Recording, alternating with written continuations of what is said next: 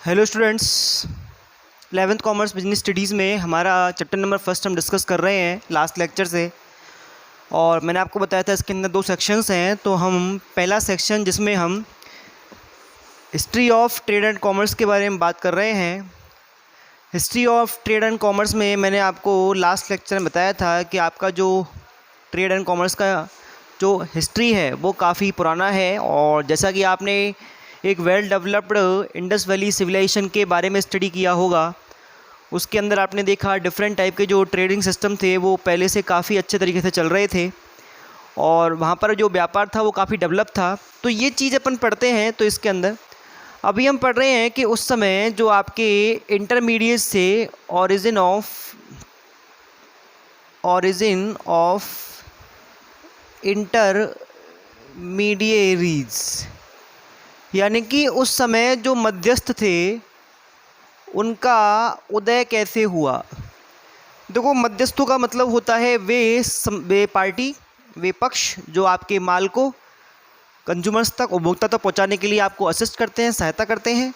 तो यहाँ पर जो आपका निर्माता है, जो मैन्युफैक्चरर है, वहाँ से माल को पहुँचाने के लिए बहुत सारे कमीशन एजेंट, दलाल और ढेर सारे फुटकर व्यापारी काम कर रहे थे। इसके अलावा मेन जो यहाँ पे मीडियरीज थे वो थे आपके कौन से, वो जो आपको फंड प्रोवाइड करवाएंगे। तो यहाँ पर फाइनेंशियल सपोर्ट देने के लिए ढेर सारे जो बैंकर्स हैं, जिन्हें हम लैंडलॉर्ड या देशी बैंकर्स कह सकते हैं, वो आपके यहाँ अवेलेबल थे। वो आपको लोन्स दे रहे हैं जिससे आपको फाइनेंशियल फैसिलिटी मिल रही है। और ऐसी फैसिलिटी बिजनेस को डेवलप करने में, उसको तेज़ी लाने में कैसी होती है, सहायक होती है। तो यहाँ पर क्या है कि जो आपके इस तरह के इंटरमीडिएट्स थे जो आपको लोन्स प्रोवाइड करा रहे थे, उनको माना जा रहा था जगत सेठ। और ये जगत सेठ जो नाम है लोन देने वाले, ये ईस्ट इंडिया कंपनी के टाइम पे और मुग़ल पीरियड के टाइम पर भी अपने आप में काफ़ी पॉपुलर थे और इन लोगों से काफ़ी सहायता मिलती थी व्यापारियों को बिजनेस करने के लिए। ठीक है, नेक्स्ट हम डिस्कस करेंगे कि ट्रांसपोर्टेशन की क्या व्यवस्था थी। अगर हम बात करें ट्रांसपोर्टेशन के बारे में कि पुराने टाइम में ट्रेड की इंडस्ट्री की हिस्ट्री के अंदर आपके ट्रांसपोर्टेशन की क्या फैसिलिटी थी, तो ट्रांसपोर्टेशन में मैं आपको बता दूं कि पूरे के पूरे इंडिया में वर्ल्ड वाइड क्या फैला हुआ था, नेटवर्क फैला हुआ था लैंड रूट्स का। और यहाँ पर जो लैंड रूट्स है उसमें मेनली जो आपका उत्तरी मार्ग था, नॉर्दर्न जो आपका रूट था, वो आसाम से लेके और आपका तक्षशिला तक जा रहा था और इससे काफ़ी ज़्यादा आपके क्या हो रहा था, ट्रेडिंग की जा रही थी। इसके अलावा अपन देखें तो सी पोर्ट्स में सबसे जो मोस्ट सी पोर्ट था वो था केरल का मुजरिस सी पोर्ट। सी पोर्ट का नाम क्या है, मुजरिस सी पोर्ट है। ये आपको ध्यान रखना है, ये पूछा जा सकता है पेपर में, क्वेश्चन में, कि सबसे जो पॉपुलर साउथर्न आपका जो सी पोर्ट था वो कौन सा था, तो वो था मुजरिस। और यहाँ से आप काफ़ी मात्रा में क्या कर रहे हैं, ट्रेडिंग कर रहे हैं। तो यहाँ से ले अपन के जो रोमन एम्परर है, रोमन एम्परर, वहाँ तक के लिए आपके क्या हो रहे हैं, ट्रेडिंग चल रही है। और रोमन एम्परर में जो मेनली आपकी जो ट्रेडिंग मानी जाती थी वो मानी जाती थी ब्लैक पेपर की।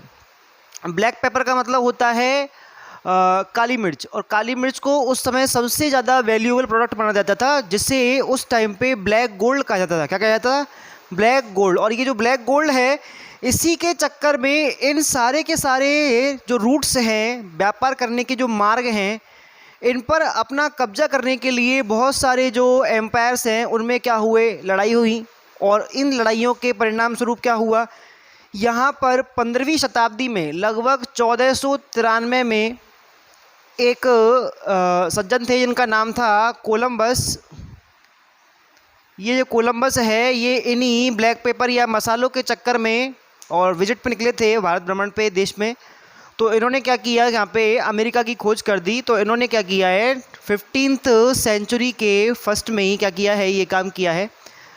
अगर हम बात करें आगे इस चीज़ के बारे में, तो यहाँ पर काफ़ी सारे आपके क्या है, ट्रेडिंग रूट्स हैं। और ये रूट्स जो हैं इनसे आपके क्या हो रहा है, ट्रेडिंग चल रहा है। जिसमें एक आपका बंदरगाह है, बंदर का नाम है पुलिकट बंदरगाह। और पुलिकट बंदरगाह जो है, यहाँ से चीनी जहाज़ों के माध्यम से काफ़ी सारा सामान आपका इंपोर्ट एक्सपोर्ट होता था, जिसमें मेनली आपके जो प्रोडक्ट्स हैं उनमें आपके आ रहे हैं ऑयल्स एंड फ्रेगरेंसेस, यानी कि तेल और सुगंधित पदार्थ जो आपके परफ्यूम्स वगैरह होते हैं, इन सभी का जो ट्रेड है वो उस समय पुलिकट बंदरगाह के माध्यम से होता था। ठीक है, नेक्स्ट हम बात करते हैं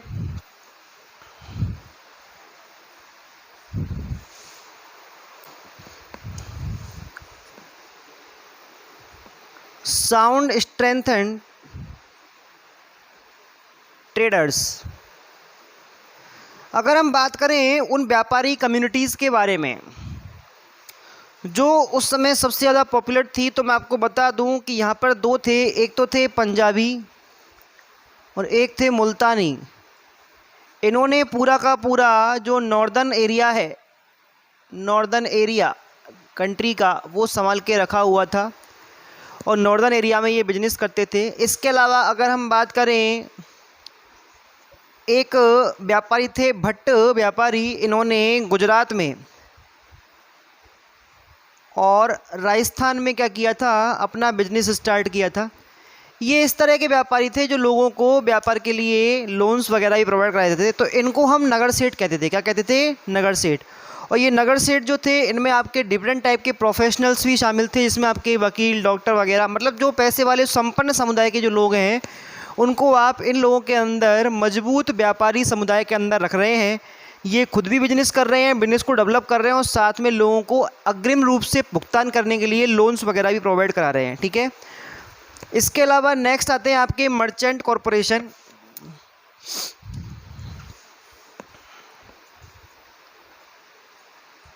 मर्चेंट कॉरपोरेशन, देखो क्या होता था कि राजा महाराजाओं के टाइम पर भी कुछ मर्चेंट कॉरपोरेशन होते थे। मर्चेंट कॉरपोरेशन का मतलब होता है व्यापारियों का समुदाय। जैसे आपने प्रेजेंट टाइम में ऑर्गेनाइजेशन का नाम सुना होगा, फिक्की, सुना है?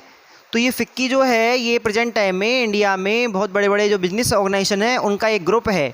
तो ऐसे ही क्या है, पहले भी बिजनेस ऑर्गेनाइजेशंस के ग्रुप व्यापारियों के वर्ग होते थे, व्यापारियों के समूह होते थे, और वो समूह का जो मुखिया होता था, वो मुखिया डायरेक्ट राजा जो होता था उससे कांटेक्ट में रहता था। और जितने भी टैक्सेस वगैरह होते थे, चाहे वो आपके माल का टैक्स है, चाहे वो आपका सेल का टैक्स है, चाहे वो आपका सीमा कर है, चाहे वो आपका नौका कर है, ये सारे के सारे जो टैक्सेस थे, इनकी वसूली का विशेष ध्यान रखता था कि ये सारी चीज़ें गवर्नमेंट को मिले ही मिले, सरकार को, राजा को मिले ही मिले। इसके अलावा जो राजा थे, उनके जो बनाए हुए नियम थे, उन नियमों की अनुपालना करना, उन नियमों में करेक्शंस करवाना, ये सारे काम किनका था? उन ग्रुप्स का था। ये क्या करते थे, अपने जितने भी व्यापारी वर्ग हैं, यानी कि जैसे मान लो कोई ऑर्गेनाइजेशन है, उस ऑर्गेनाइजेशन में ढेर सारे व्यापारी हैं, तो वो मेंबर्स हो गए, उसके क्या हो गए? मेंबर्स हो गए। तो उन सारे मेंबर्स की तरफ से जो भी बात रखनी है राजा के सामने, उसको ये करते थे, रिप्रेजेंट करते थे। इसके अलावा उनकी प्रॉब्लम्स का सॉल्यूशन करते थे। तो ये चीज़ क्या है, एक फैमिली की तरह है। यहाँ पर जो मर्चेंट कॉरपोरेशन है वो एक फैमिली बन चुकी है, और उस फैमिली की तरह यहाँ पे क्या हो रहा है, आपके बिजनेस को हेल्प मिल रही है, आपको टैक्सेस पेमेंट करने में हेल्प मिल रही है, टैक्सेस की रिडक्शन में आपको हेल्प मिल रही है, अपनी प्रॉब्लम्स को सॉल्व करने में, रूल्स एंड रेगुलेशंस को कन्वर्ट करने में, चेंज करने में आपको क्या मिल रही है? हेल्प मिल रही है। तो ये सारी की सारी फैसिलिटीज़ आपको मर्चेंट बैंकर्स के या मर्चेंट कॉरपोरेशंस के थ्रू मिल रही है। क्लियर? तो इस तरह से आपने एंशिएंट हिस्ट्री के अंदर ये चीज़ें पढ़ी हैं आज की तरह।